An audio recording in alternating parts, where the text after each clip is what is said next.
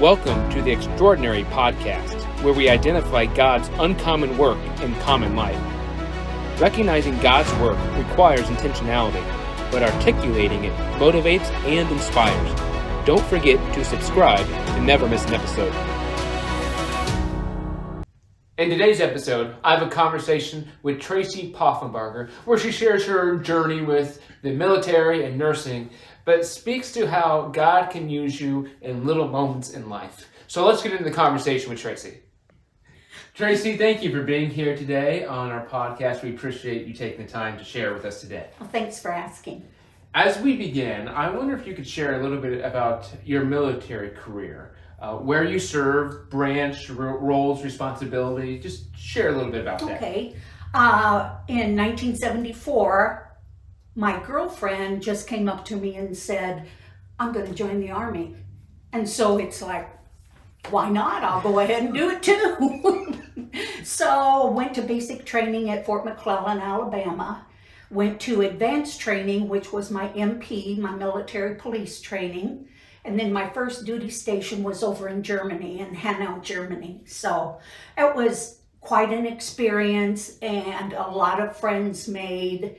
And let's see, when I first got there was only one other female there. So I was just the second female in the company. There was other girls that came with us that was distributed to the other companies in the same battalion.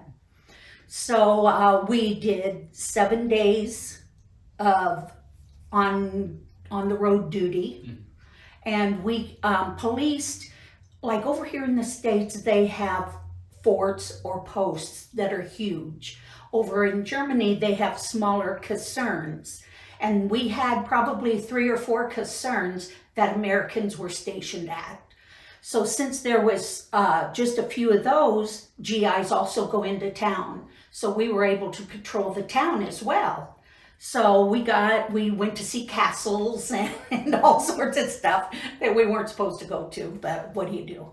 And so we patrolled for 7 days. We were on motor pool for 4 days, and then we had 3 days off. So motor pool, we did anything from lubing deuce and a halves and policing up cigarette butts or whatever they want us to do. So, and how long did you serve in the military?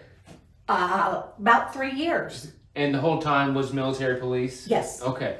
And did you serve anywhere overseas besides Germany? No. And you have since returned to Germany, I believe. Yes, I have. Yeah. Wow. And you could visit those castles freely at that point. Yes. They changed quite a bit in 4 years. 40 years. So what were some of the positive or negative experiences with your military career? I was able to help a lot of people. I had received the Civil Defense Medal because we were in a time of war. Vietnam was going on. And then they awarded me with the Army Commendation Medal because I helped save a child's life. And so it was God putting me in the right place at the right time, because otherwise she was almost dead. And so I was able, out of my own, I was shaking her, and it was a piece of popcorn that had lodged in her throat. And by doing everything that I did, it dislodged and she was able to come out of it. Well, that's a pretty cool story, and that's saving a life, literally, not just figuratively. Now, kind of speaking with that, after your military career, you eventually became an RN. You became a nurse. Yes. Why were you drawn to that career? I like helping people. I'm a caregiver, so that would be the perfect thing to do. Good pay, and a gazillion avenues that you could go on. And so it was helping people. Now, what type of responsibilities, like which different types of offices or specialists did you? Well, I started down here at BMC. So the 6 years I worked here, I floated. So I went to all departments. Then I went over to Macomb, and I mainly did intensive care. And let's see, over there I did 12 years of that, and I did probably 3 years here in Burlington. And then I went also into the emergency room and worked there off and on. I was the house supervisor on the evening and night shift part-time. And I just really liked intensive care and the emergency room because they were hopping all the time. So the busyness of it was exciting to you. Yeah, it was kind of like going back in the Army. Everybody wanted to do Friday night and Saturday night because we called the GIs, they get froggy. So, yeah, they get froggy. So it was fun to do that. Did you have departments you did not like? Pediatrics and OB. I thought I'd want OB. Everybody likes OB, but the time just drug there. So I didn't go there. Now, how you recently retired? Yes. And so that's exciting for you as you're figuring out life and the freedom and flexibility you have, but you still stay connected to the nursing world. Yes. What do you miss about it? I really miss more the getting to know the people, know their life story, and the girls that I worked with were fantastic. But really it's getting, the people that I missed doing. And then in my second job, I was a sonographer, so I could see patients for a short time, get to know them a little bit. And, that was when I was able to share Jesus. You have to kind of tiptoe around it so it doesn't go with the hospital rules. So, but that was when I got to talk about Jesus, or can I pray for you, and that kind of a thing. So I really miss the people. I think you make an excellent point that sometimes when we talk about our faith, we make it too complicated, but asking if you can pray for them can be very meaningful. Yes. It can open doors, and it's not intrusive. No, it's not. And so faith can be a tricky thing to discuss, regardless of the context or what faith you're talking about. But when we offer something of, hey, can I help you? Which is, as you said, is partially why you were drawn to the nursing career in general, because you wanted to help people, and it allowed you to help people in the name of Jesus as well. Yes. Now, as we think about nursing and your military career, were there any similarities? Oh, yeah. Number one, I think for both you have to have discipline. Especially in the Army, you go through your basics and they teach you discipline. So one time they said, sit on the floor, get in a position that you want to sit in, and you have to sit there without moving for 20 minutes. That's a long time. Your legs fall asleep, but that's discipline. They want to see if you're gonna follow the rules. So, and it's the same with nursing too. You have rules to go by, you have things that you have to do, and you have to be disciplined to be able to do those. And both of those careers, discipline can mean a matter of life and death. Yes. Usually with nursing, it's not your own life, which makes it even more important that you are disciplined. But in the military, it could mean yours and other lives as well. And so discipline is huge. Any other similarities that come to mind? People. You get to know these people. Military, you got to know the worst of them. But with nursing, you really got to know them well. So a common theme that I keep hearing is people. Yes. You love people. Do you describe yourself as an extrovert? No. You don't. No. But you love people. Yes. So is that something that you always had, or is it something that was developed? Yeah, that and just being upbeat. My brother would tell Mom to put me down, give her a bottle, put her down. I'd just sit there and smile. But I just love people as long as it's not a big crowd. Okay. Yeah. Okay. And thinking of the military and nursing, there's camaraderie with your fellow military members and the nursing staff of you guys are all working towards the same goal. Right. And so I think when you're talking about people in nursing, you're talking about the patients. Yes. But there's also people that you work with that you get to know and get to bond with. Yes, very much. And did you create lifelong friendships with the military and nursing? Oh, yes. With the military, I got scads of friends that I kept in contact with, but then we also have a reunion every 2 or 3 years with the whole battalion. So from the inception to the present time, people can come if they want to. And so that's wonderful to see. And then I also visit friends all over. Are the reunions close around here or where? Nashville. Okay. You know, I think they had one in St. Louis. Okay. They try and do things centrally so everybody can make it. Yeah, that's fun. I'm sure there's a lot of stories. A lot of storytelling. And with social media, it's been able to connect with others on a deeper level or a more consistent level, see pictures and that type of thing. Yes. Stay connected with them. Well, it's fun to see how your love for people, God has gifted you for that and has provided ways for you to connect with people through that. Sometimes I think we make it too complicated of if following Jesus means this. It just means allowing him to use our passions. Mm-hmm. And you know, people is a huge passion of yours, as evident in what you've been sharing. Like you love people, and you love connecting with people, and love just being a positive influence on them. And as now, some people might not have your personality, might not be as upbeat and positive.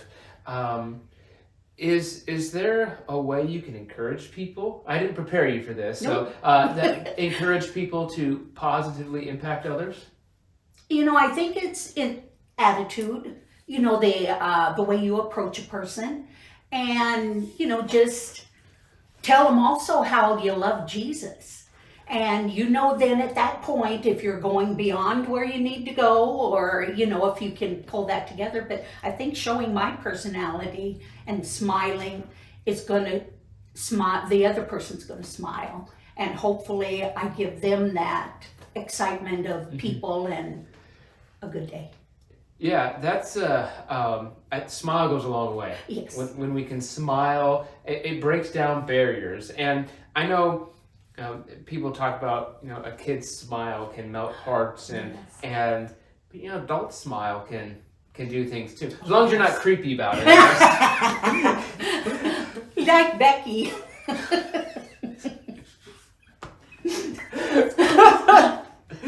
Oh, goodness. So are there any, you talk about praying for others, Yes. Are there any other ways that Jesus has used your experiences to impact others for him? It's a difficult question. I don't know.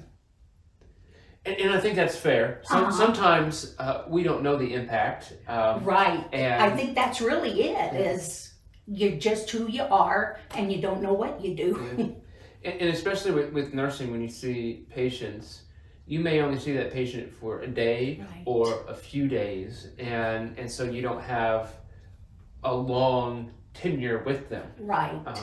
I know I've heard stories of those going through cancer treatments bond with the staff. Yes. Because they're there constantly. Mm-hmm. Particularly in the ICU, you don't want those patients to be there very long. Right. And so you want them to get better and leave, which is the goal of healthcare in general.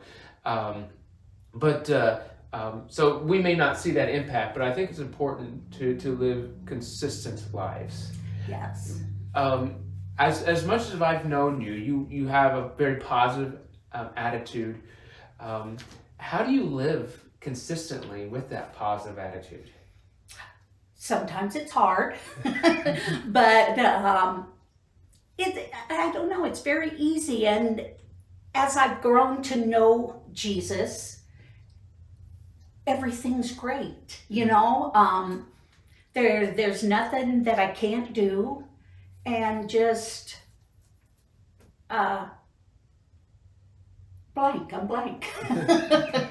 So because Jesus gives you the assurance that things are Yes. are good, or going to be okay, or taken care Right. of. But there's some Christians that don't believe that, or don't live like that. Oh, that's true. And maybe, I don't know if we want to use the cartoon Eeyore or not. But do you have any encouragement for those who don't have the same attitude as you? Well, that's hard to say too. All you can do is be yourself and hope that they can see that, and hopefully they will gain that attitude by a little osmosis or something, you know. But I think, you know, if you love Jesus enough, then you're going to be happy, you're going to be blessed, and hopefully I can do that to somebody else. I think that's encouraging. You be yourself. Mm-hmm. You're gonna have good days. You're gonna have bad days. Yes. I'm sure you've had bad days. Oh, yes. Between nursing, military, and just life in general. And my husband, yes. Okay. How long have you been married?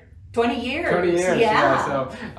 So yeah, anyone who's been married any length of time can Yes. empathize Can with say your statement there. Right. But who you are is who God created you to Yes. be. And your life story is unique to you, Mm-hmm. and God created you for the purposes that He has. So whoever you are, whatever you're doing, it's really important to make sure that you just be who God created you to be. I'm grateful for your words with nursing, with military. Is there anything else you'd like to share with us today? Boy, point blank. But this is a blank canvas. It's Yeah. open for you to. Oh, okay. Anything else? Well, I wanted to say that I grew up in the church, Bethany Lutheran. Okay. Mom made us go to Sunday school, but we didn't have to go to church. But Sunday school, you know, with a bunch of kids, we had a huge amount of kids back then. And really enjoyed that. Got married in the church. Then I also sang in the choir. That's when I got back from the Army. And did that until I remarried and moved over to Illinois. In 1990 was when I accepted Jesus as my Savior. And I probably was baptized maybe 4 years later, maybe 3. Mm-hmm. But you just constantly grow. And I think with age as well. So you get a little wiser, but you just realize what's important. Mm-hmm. And Jesus is very important to me. I think you make an excellent point there with you went to Sunday school as a child, and then there was a time between when you were an adult, that before you came to know Jesus, before you accepted Jesus, that time impacted you. That time in Sunday school. And so with the people that we encounter on a daily basis, we may only have a few moments, a few days with nursing that you interact with them. And so you may not see the full impact that you have with them. Mm-hmm. But God can use that to build on their experiences, to draw anyone to Him. Mm-hmm. And your time in Sunday school, there are probably times you had fun. There are probably times where you went because you were forced to, I'm sure. But those moments were foundational for later in life of coming to Jesus. If you remember those moments, and you know, people talk about, well, we need to invest in our kids. We need to lay a foundation and show them they're loved, and we don't know the impact that we're necessarily going to have. Sometimes we see it, sometimes we don't. Yes. But as you're speaking of, you know, you live your life for Jesus. Let Him take care of the rest. So whether you're nursing, whether you're military, whatever you're doing in life, you'll have small interactions, but if you live the consistent life, Jesus is going to use you to impact others for Him. It's kind of like Jesus take the wheel, you know. But another thing I was going to say with patients, you do see them come back a lot. There are certain ones that have certain problems, but they do come back. So it's kind of nice to see them reconnect And that has a big impact on the patient, especially, oh, I'm so glad you're the one taking care of me. So I'm sure that made you feel good when a patient said that. oh, I did. They weren't probably happy to be back there in the No. hospital, but they were happy to have you and have your care. And most people have had good experiences with nurses, and so they know what the right care means and Yes. how that can impact them. And so thank you for sharing. Thank you for living out Jesus and sharing that with us today. I think one of the things your life speaks to is, if you live consistently for Jesus and take opportunities, even if they're something as easy as offering to pray for somebody, you can impact others. Yes. So anything else you'd like to share today? No, I don't think so. I just want to make sure people have an opportunity. I don't want to drive the whole conversation. Yeah. Oh, I'll think of a lot of things after I eat. Oh, perfect. Yes. Perfect. Yeah. Call me back. Well, thank you for being here today and yes. sharing with us. We appreciate you. Thank you. Thank you for joining us for this podcast. Be on the lookout for how God does uncommon work in common life. And please subscribe to never miss an episode.